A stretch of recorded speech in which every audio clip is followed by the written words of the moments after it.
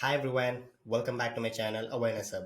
One place where you learn all the things that are happening around the world, right from content creation to Web3 to AI to social media, you name it, you're gonna learn all the things. And I'm gonna do this by bringing in a lot of guests who are expert in their field who are gonna share their knowledge, experience, and expertise, which in turn gonna make you smarter.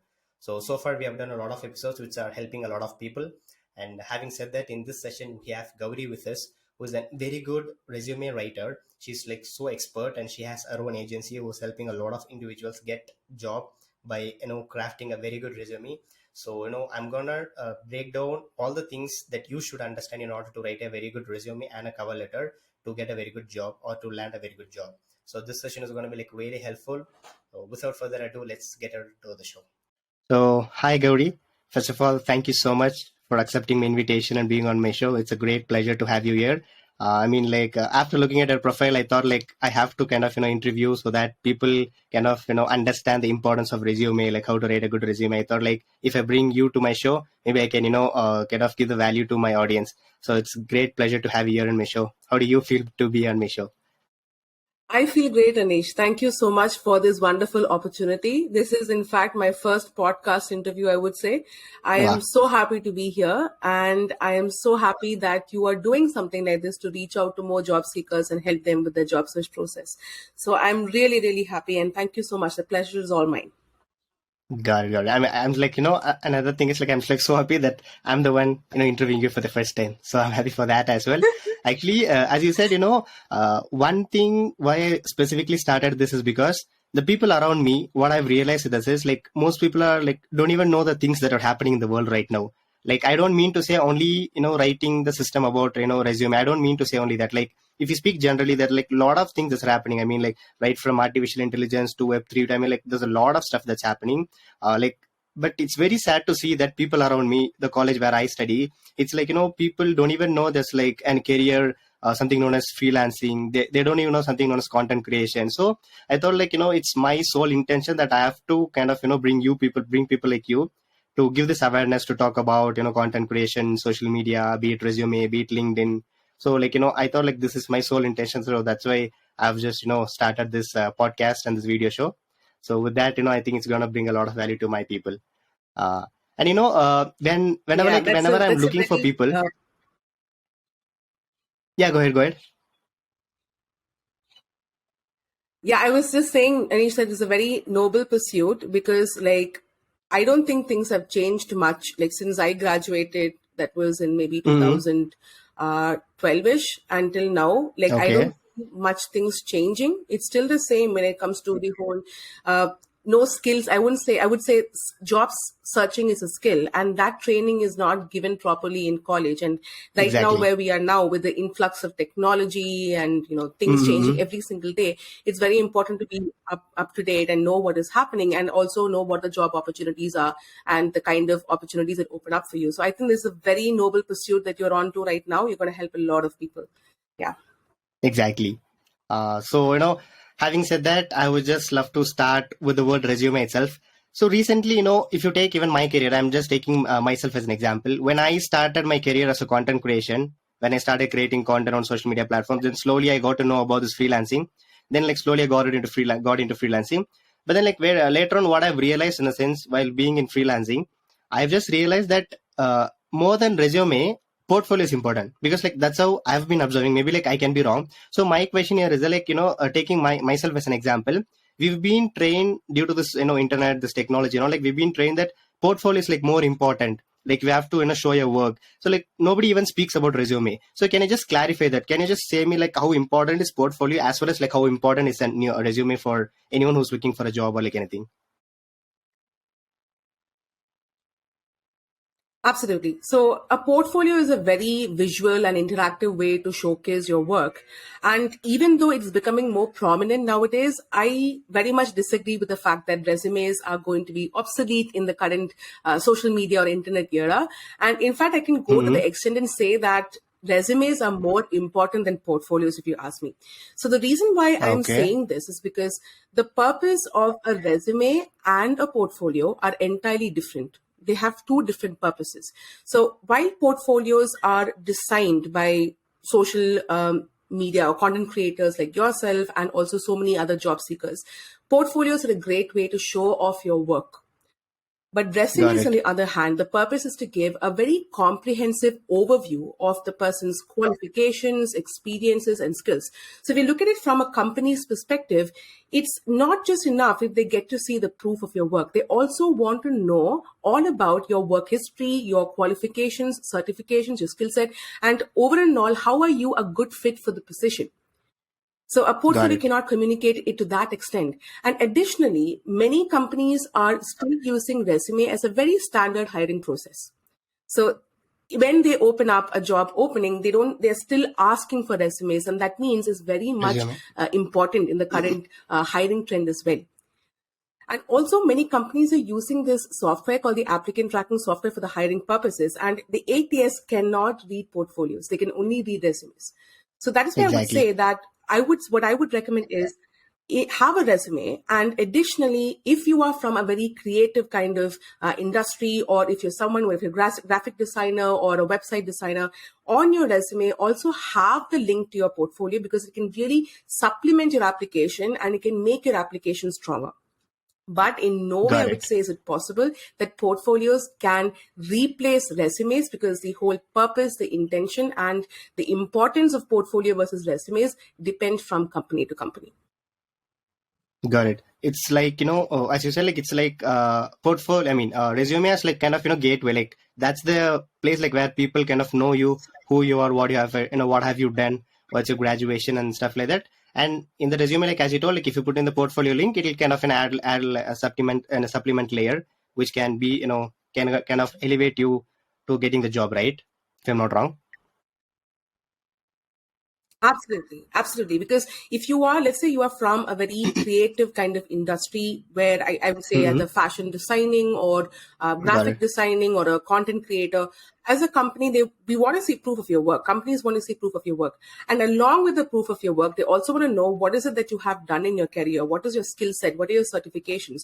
So in that case, especially, I would really, really recommend having the link to your portfolio at the very top of your resume, so they can click and go and see more about your work. So that would be a Got very it. deadly and strong combination if you have a very strong portfolio and your resume is strong and you have the link up there as well. Got it. Makes sense. So it's that, people should, just because everybody asking portfolio doesn't mean that they should kind of, throw away or like reject resume at all. Like people should have a very good resume. On top of it, they should have this portfolio. So actually, yeah, we were talking about that. Having said that, like I just wanted to move on to this cover letter, which is another great part about, when you're applying for a job, or like when you're applying for any freelancing gig, it can be. So according to me, like to be frank, I think it's been like around just 5 to 4 months that I myself came to know about like what is even cover letter. Like till then, like I never, because currently I'm pursuing my final year, and it's kind of bad thing. I'm pursuing my final year, but till now, like I swear I didn't know there's something known as cover letter. I thought like actually I don't even know there's something that exists as a cover letter. But later on, when I was like following a lot of people, they say that when you're applying for freelance gig or like anything, cover letter is like the most thing that you have to put in. I mean, like that's the way you kind of persuade the recruiter who's trying to hire you, like whatever it is. So that's when I knew, okay, cover letter is something that exists and we have to do something about it. So can you just tell me a little bit about cover letter and like how to write a very good cover letter? Yeah, absolutely. So the cover letter is what I would call a hidden application document, because companies, when they post a job opening, most companies don't kind of openly say that, hey, attach your cover letter also along with your resume. And the Mm-hmm. reason for that is because a cover letter is a very personalized document. So just like how, remember, in olden days, we used to write letters to our loved ones. Cover letter kind of serves the same purpose. The difference is you're writing a letter to the company, a very personalized one. So a resume is a Got very it. professional document that kind of documents your whole career path and talks about your qualifications and things like that. But a cover letter is a very personal document to showcase, why do you want to work in that company in the first place? What is that motivation? What connects you between you and the company? And what is the passion you have for the industry? So a cover letter's purpose is to showcase your personality, is to showcase your enthusiasm for a role, and why do you want to work there in the first place.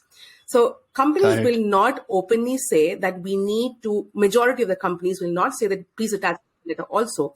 And that is why I would say, if you are job searching, I wouldn't recommend you to attach a cover letter along with your resume, because especially huge companies like Google, Amazon, and Netflix, they don't have the time to go through a cover letter. They're going to get like tons of resumes, and they're not going to take the time to go through a cover letter. So the question is, when do you exactly send a cover letter? So as I was saying earlier, the purpose is to make your personalized connection to the company. That is the purpose of a cover letter. So if you are sending a cover letter, you need to send it to one specific person. It has to be addressed to one specific hiring manager or to the founder of a company or whoever is taking the decision. So you need to send the cover letter to someone who you have built a connection with, so that you can supplement the resume and talk about what is that personal connection you have with the company. So let's say on LinkedIn, you have found a hiring manager, you have built a connection with them, and the company have started hiring. After you send your resume, you can DM them and say, hey, I found that the company is hiring right now, and I'm really interested in this position. Here is also my cover letter to talk about why I'm passionate to work for you. So you don't send it directly through job portals, but you kind of email it to the decision makers personally. So that brings to the question of, how is a cover letter different from a resume, right? So both of these are documents that you kind of like sending to talk about why you are the right fit for the company. So what is the difference exactly? So the difference with a cover letter is, it has to be more informal. It has to sound like a letter. It has to be personalized. So talking about the structure of a cover letter, I would say, just like as you are a content creator right now, you would know that if you post a content on LinkedIn or Instagram without a very strong opening, no one is going to read it, right? You need to have a hook, as I call it. It has to really grab the person's attention. A cover letter works the same way. When you begin the cover letter, it has to hook the attention of the person who is reading it. It shouldn't be a copy paste of your resume where you kind of repeat the same information over and over again.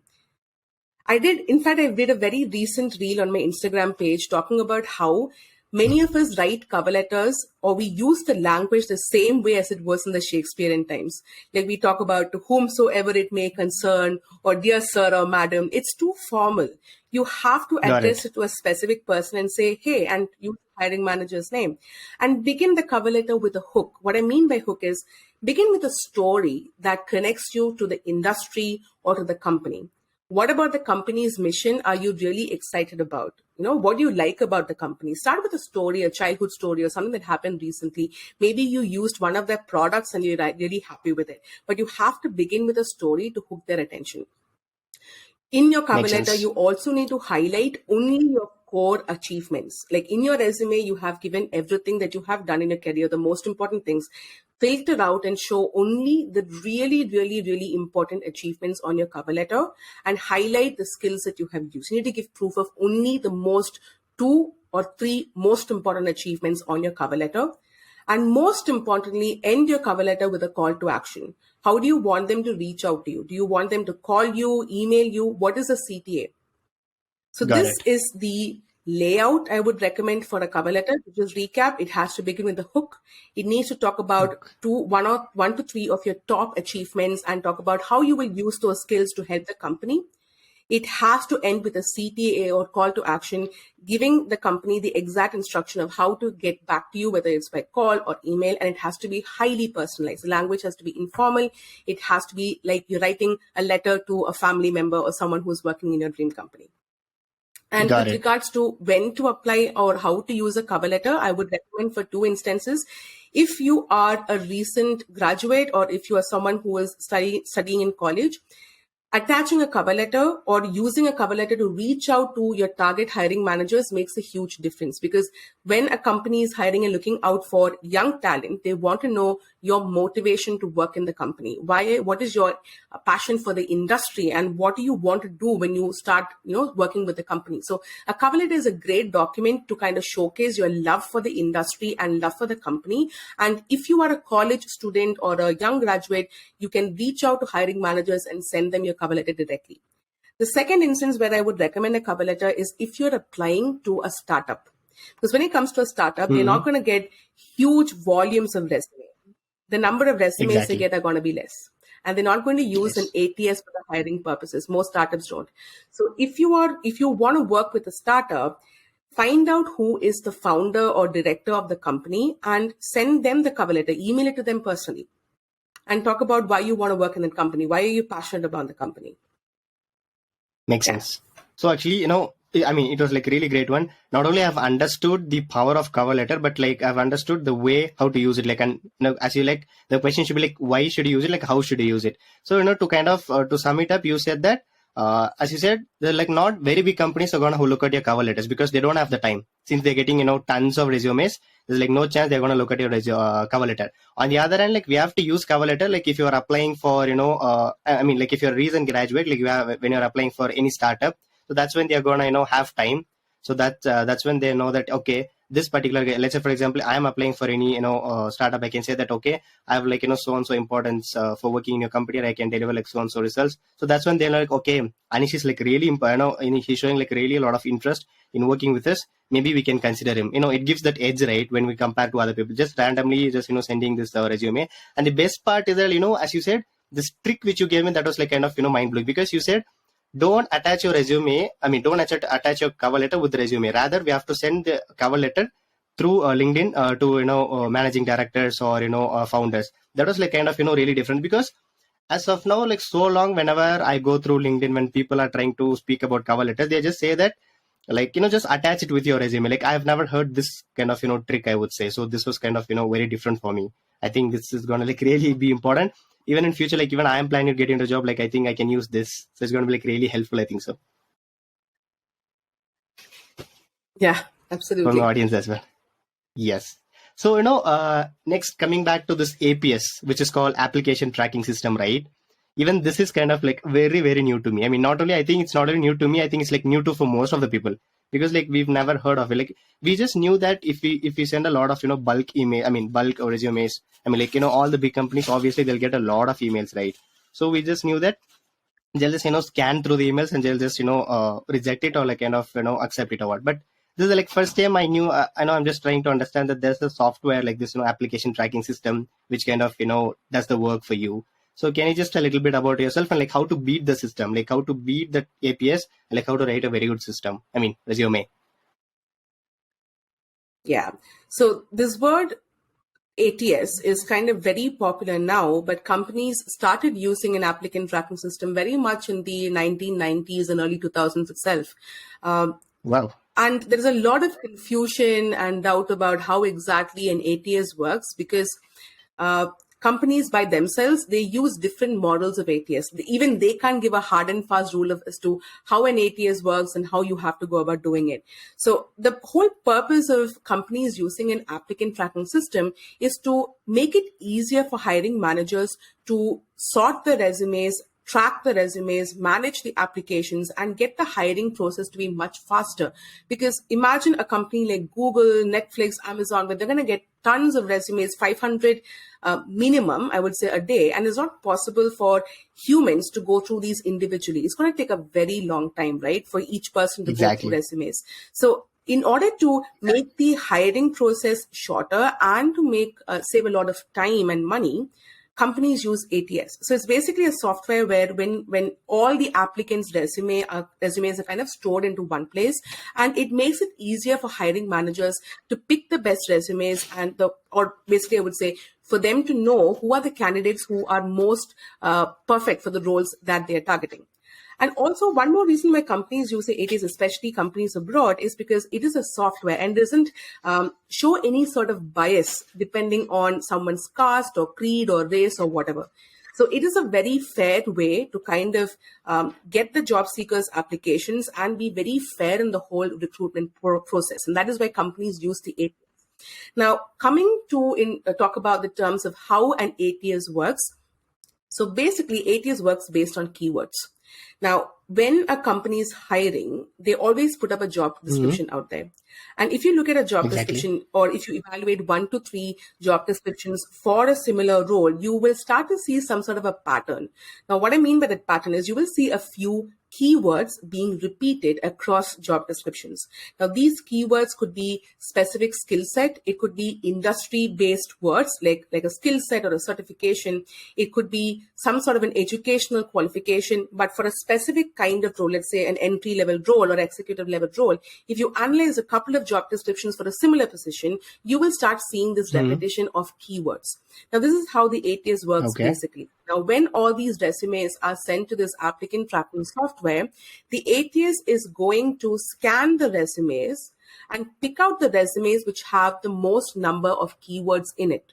Now, these keywords are kind of set by the hiring managers beforehand, depending on what is a priority for the organization. So let's say the company is only hiring graduates who have an MTech or a master's in technology degree. One of the keywords that the hiring managers would be searching for would be MTech. And only those resumes which have those MTech would be selected and shown to the hiring manager by the ATS. So it's important to have MTech as a keyword in your resume so that the ATS picks it up. And how the ATS basically works is it will go through all the resumes, and depending on the frequency of the keywords, the ATS will give your resume a score. And this score can be set by the company. For some companies, it could be 50, 60, or it can go all the way up to 90. And depending on the score that the ATS gives your resume, only those resumes that are above this score would be shown to the hiring managers.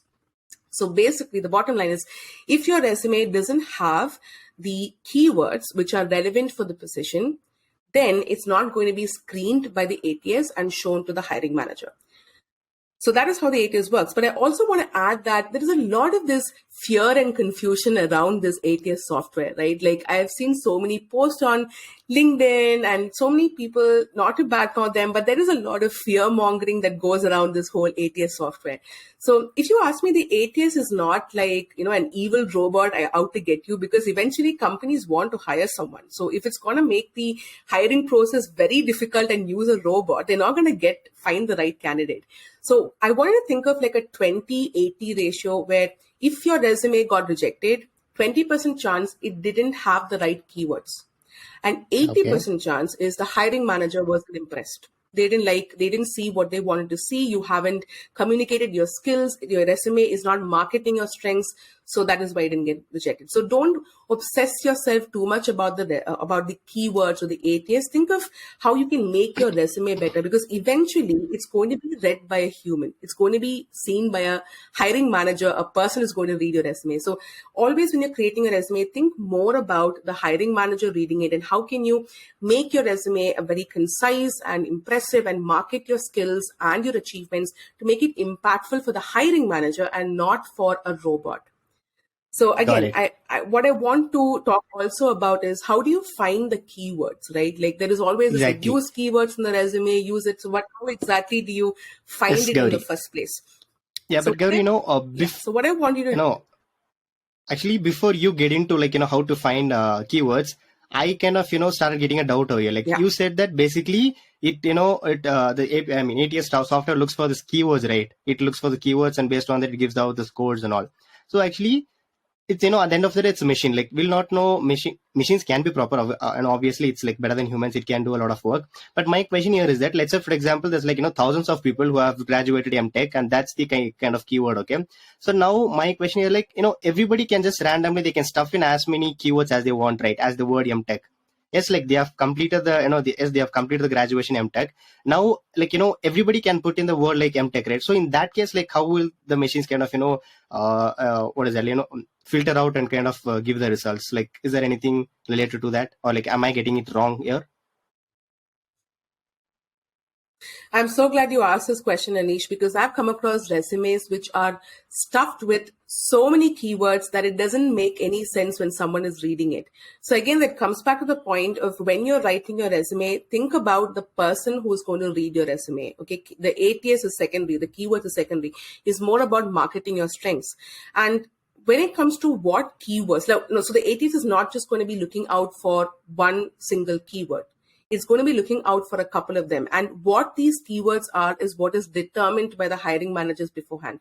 Think about it this way. Let's say you want to find an article or you want to find some content on Google. You would enter something there. And based on the keywords that you enter, Google is going to show you the results. So similarly, when companies are hiring, hiring, let's say, to keep in the same example is that of a graduate in mechanical engineering who's looking for a entry level role. The hiring managers would be looking for someone who has mandatory requirements, who have mandatory certifications or skill sets. So they would enter the keywords to be either MTech, it could be any skill-based certification, depending on whatever is a priority for the organization. So the ATS is not exactly looking only for MTech, but what is a requirement for the company to hire the right candidate. So it might be a couple of keywords. So just having one keyword will not hit it. You need to make sure that your resume has keywords pertaining to your certification, your skills, the right industry, and also any other industry specific words. So how do you find this is basically you need to scan the job descriptions. When I say scan, I mean actually read your job description like you're reading your question paper before you write your exam. So go through it very clearly, and while you're reading the job description, underline any certifications or any skill set which you find in the job description. If it's too much of a task for you, you can also use keyword generators online, where you can copy paste a job description, put it in the keyword generator and hit run. It'll show you all the words which are repeated in the job description. And take a look at the top 10 words, and those are most likely to be the keywords. And see how you can use those in your resume. Makes sense.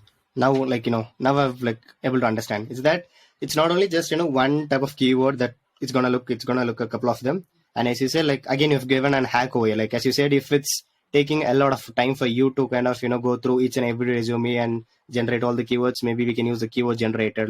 We have another hack over here. So yes, you were just telling about, another point, right, about ATS, how to beat it. You were telling something, right? Can you just finish the tab? I think what you interrupted me for, I kind of answered later on. What I wanted to add was the same hack about finding keywords, and also reminder not to obsess too much about the ATS. I said, remember 20-80, 20%. If your resume got rejected, 20% chance that you don't have the right keywords. So go back and see if you have used the right keywords. 80%, it didn't convince the hiring manager.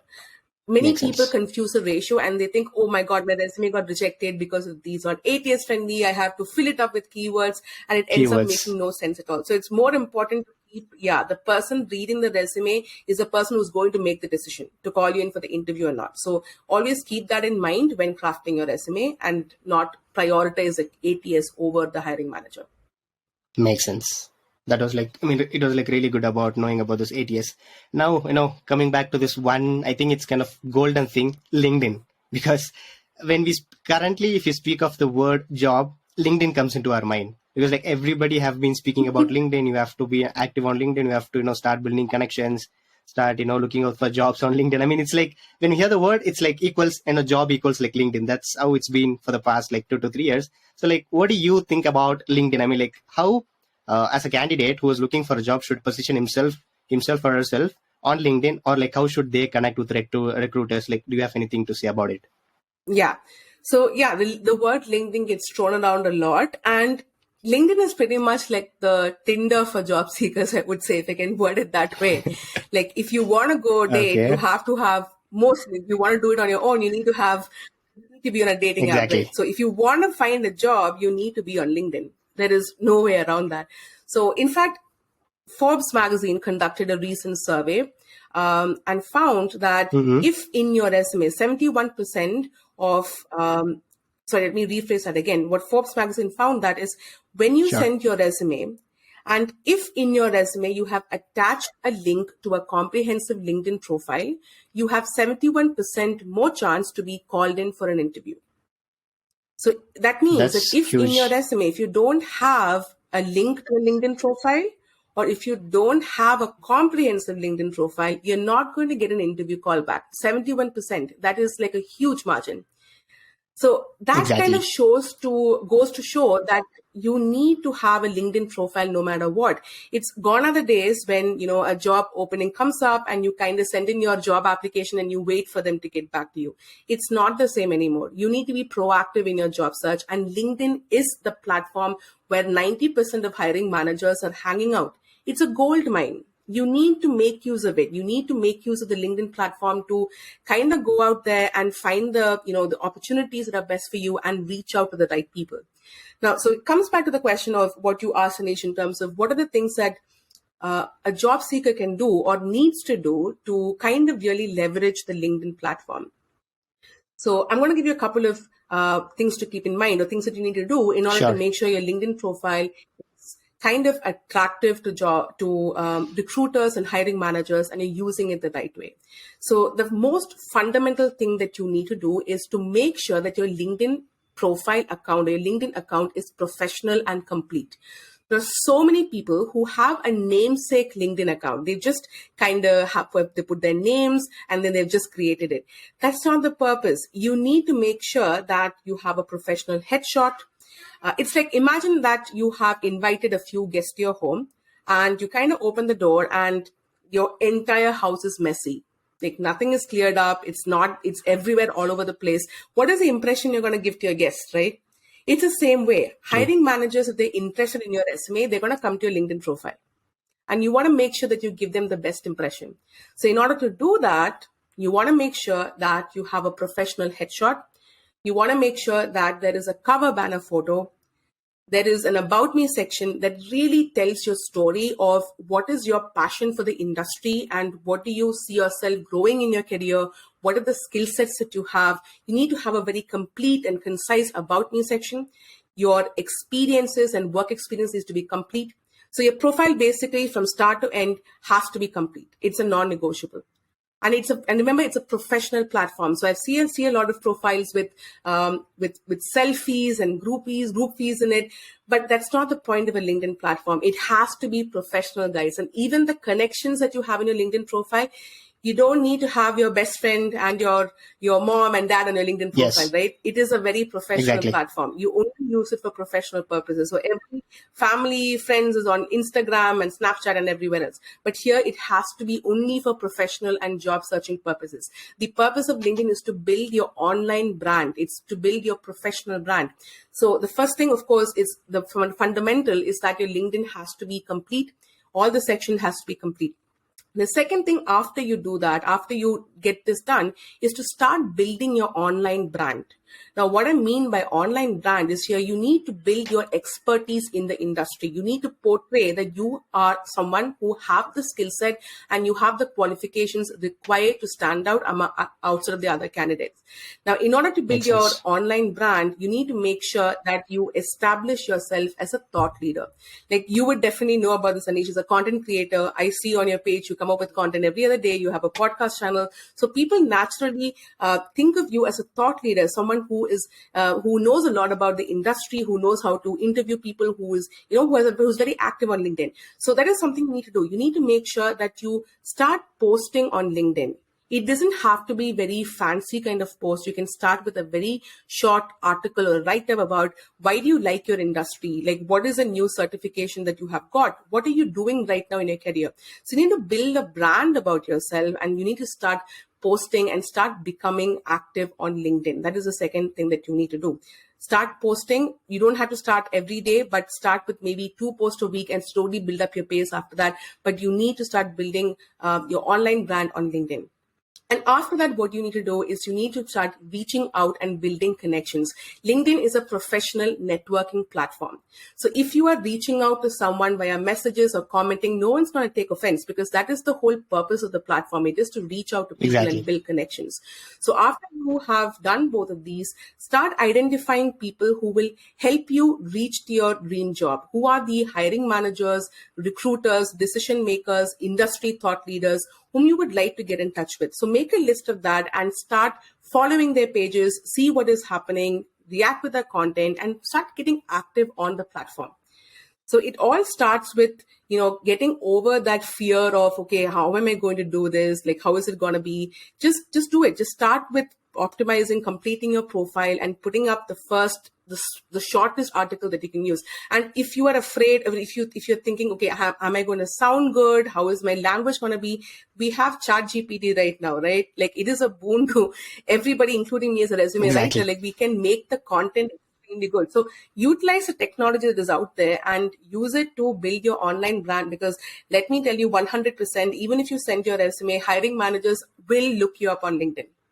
They need to know that you have digital literacy. You're someone who is aware of networking, who knows how to use a professional platform. So if your resume is getting rejected, one more thing to think of is my LinkedIn profile complete? Is it comprehensive? Am I active? Is all the information up to date? Am I showcasing my expertise in my industry through my Got LinkedIn it. platform? These are things to consider when you're applying and searching for jobs as well. Makes sense. I mean, that was like a really great one. Me being a content creator, obviously, I should add on this content creation part because, me after being a content creator, like I've got a lot of opportunities, to be frank. And not only, in terms of opportunities, I've also, kind of got this awareness about all the things because you see, when I create content, obviously what I do is I kind of go out of the box and think out of the box, do a lot of research. And when I do a lot of research, I come across a lot of things that's happening. I mean, when since I have started this podcast, like when I start to look out for people who wants to be my guest, like after going through your profile, I knew there's something called as like ATS, but before that, like I didn't know anything about it, like, right? So like content creation is not only going to help you, in terms of building your online presence, this personal brand and stuff like that. It's also going to make you like smarter. It's like, you can it lets you leverage this your mind. You can like start thinking out of the box. So I would say like, there's no chance that like me being a content creator, I can like never negotiate on this. It's like very important that you start creating something. I mean, it's not a compulsion that you have to be an expert. You can be an enthusiast, right? You can just start writing about the things which you are interested in. Now, let's say, for example, in the future, like you want to work in a company, like maybe you can just share your thoughts, like this is how I want to work. This is the culture that I'm looking to work in a company. Like, I mean, like you can just start sharing your thoughts. It's this enthusiast. You don't have to be an expert to start creating content. So, to add on to your things, it's like very important, have a very good LinkedIn profile, and more on top of that, like start creating content, like start engaging with people and build a very good connection. And the best part is like reaching out to people, because like, reaching out to people Yeah. is like the most important thing. Like if I wouldn't be reaching out to you, I wouldn't be getting you as, you on my show, right? Like it's like, we should Likewise. never be exactly. We shouldn't never be hesitant to reach out to people, right? So I think that's the thing that people have to leverage. Yes. Absolutely. Got it. So now, finally to ask you this, I think recently we've been hearing this a lot in our headlines, right? That, Google is actually laying off employees, Facebook has laid off employees and stuff like that. But, one hand, that's according to the economic things that's happening on the global level. But, keeping that in mind, like I just wanted to ask you this question, like, what do you think the current companies are looking for in an job seeker or like in a candidate? Like, what is the number one thing are they looking? You can just speak about the skills, the hard skills and the soft skills. Like what is the number one thing that current companies are looking for job seekers? Right. So, like with this question, like it's not possible to give like a very clear-cut answer to what all companies are looking for, because naturally it changes depending on the Exactly. company. Different companies will Mm-hmm. prioritize qualities or prioritize skill set depending on the nature of the company and the nature of the role they're looking for. So it's very important for as a job seeker to really do your research firsthand to understand what is a priority for your target company. Now, when I say priority, it could be a soft skill. It could be skills like, for example, problem solving, critical thinking, being able to be dynamic, work in a team environment, to be able to adapt to different situations. All these are soft skills. Now, even this varies from company to company. For some company or for a role that you are targeting, you might be required to, let's say, speak to customers. But if you are a back-end developer or a programmer, speaking to customers may not be your highest priority. So depending on the roles, the priority or the skill set that the company needs will vary. So the first step that you need to do as a job seeker is to understand what is a skill set which is a priority for the company. That includes both soft skills or personality traits and also hard skills. Now, how Got do you it. do this? You can do this by going through multiple job descriptions. You can maybe search for the role that you're targeting on LinkedIn and go through 1 to 5 job descriptions for similar roles and see what are the qualifications or skill set, the hard skills and soft skills you're looking for. Literally create a table with hard skills and soft skills and make a note of the skills that you see repeated in the job description. That is a clue that this is a skill set the company is looking for that particular role. Another way to do it is you can reach out to your connections, either on LinkedIn or face to face. Check in with your family members or friends. They might know somebody in their family, or maybe their parents of your friends are doing something that you eventually want to do in your life. So get in touch with them to understand what is the latest thing happening in the industry, and ask them, okay, how do I True. upskill myself? What are the things that I can take up right now? So this is something that you need to do, keep doing forever in your career, because you need to be up to date. You need to know the latest things which are happening in your industry, in your job, in order to be a hireable candidate in the industry. You need to keep updating yourself. So coming back Makes to the sense. question of what kind of skills, you need to develop, it depends on the company. So I can't give you a fixed answer here. You need to do your research to understand whether it is which soft skills are important and which hard skills are important. And once you get that data, the next step is to start working on it. Let's say you are an introvert, and for the role that you are targeting, being able to work in a team or being able to put out your thoughts is important. You need to bridge that gap. You need to identify what are the gaps that you have right now in your skill set, both hard skills and soft skills, and think of the next steps you're going to take in order to bridge that gap. If you feel you don't have specific hard skills, use the courses which are there available online.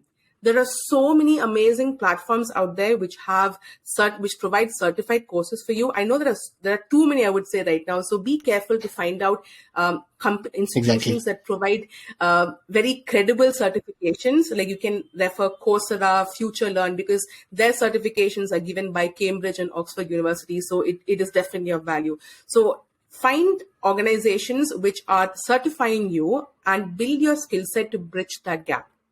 If it is soft skills, start volunteering. Like if you feel that, okay, for you, it's difficult for you to speak in a group, start volunteering in group discussions and things like that to break the ice and build your skills that way. So the bottom line is you need to first identify what skill set is important for the company.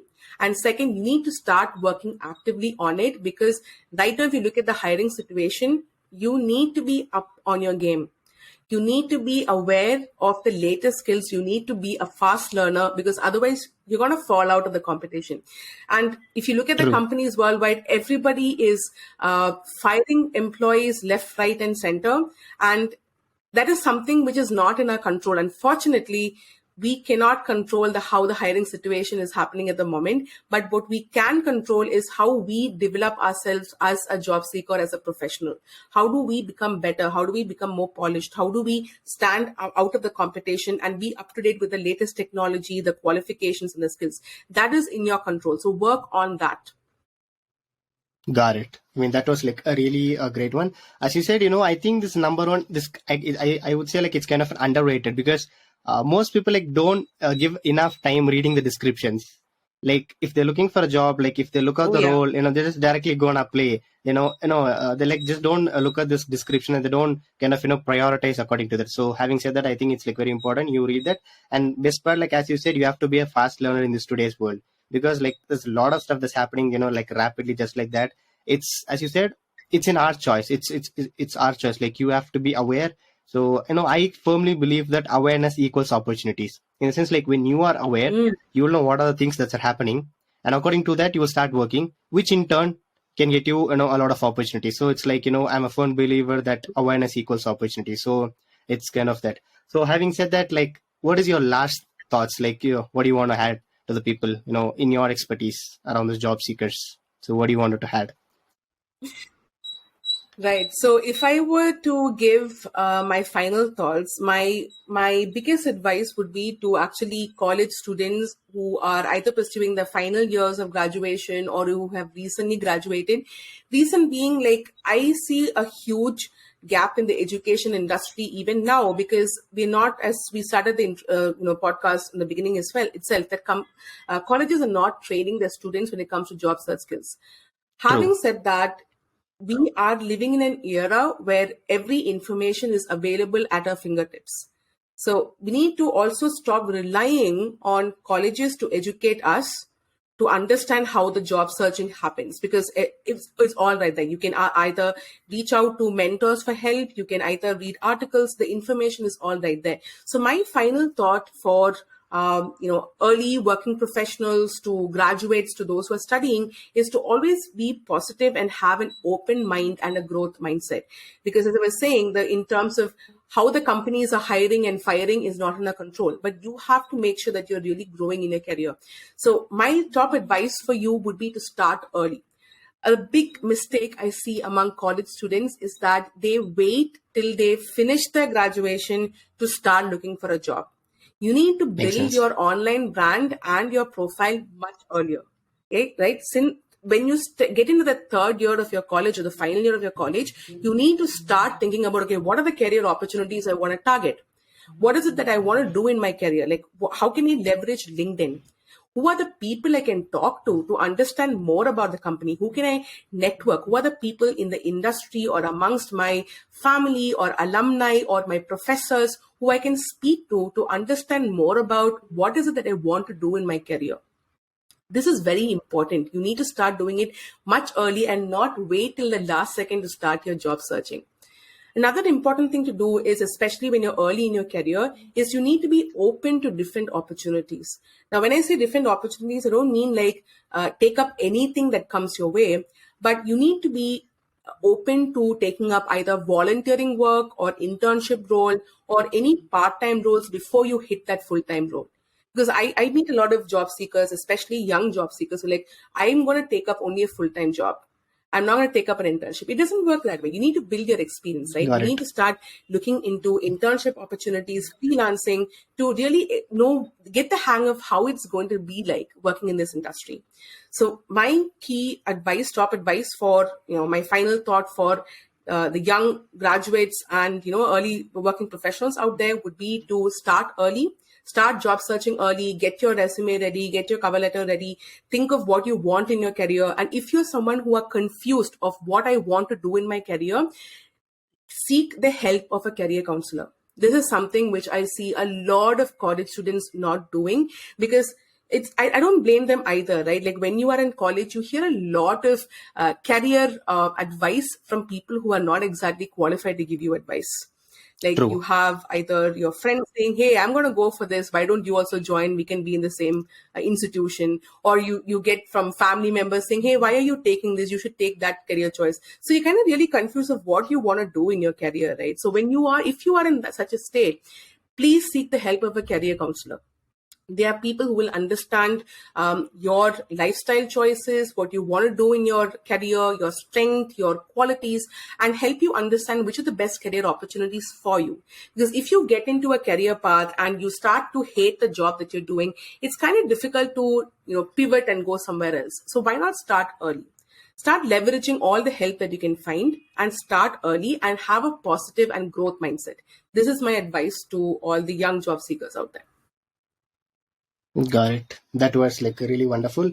To sum up, I would say, to add on to that, I would say, as you said, like, we have to start early, and moreover, like, as you said, we have everything at our fingertips. I mean, we have this mobile phone with us, Yep. this wonderful technology called internet with us. There's like literally every day you get a free education, Yeah. not only on like building a resume or like building a career. I mean, like literally you wanted to learn anything that's available for free. The only thing is like, how are you using it? How are you leveraging it? So, it's a matter of like, it's your choice. Yeah. As you said, hiring and firing, it's not in our hands, but the thing is like, you can be prepared for that. Even if you're being fired, like you Yeah. have the choice to kind of upskill yourself and do the things. So having said that, I think it's like very important people have to start leveraging the things that they have, especially the social media platforms and mentors, speaking to a lot of people, networking. So I think these are things that people have to do.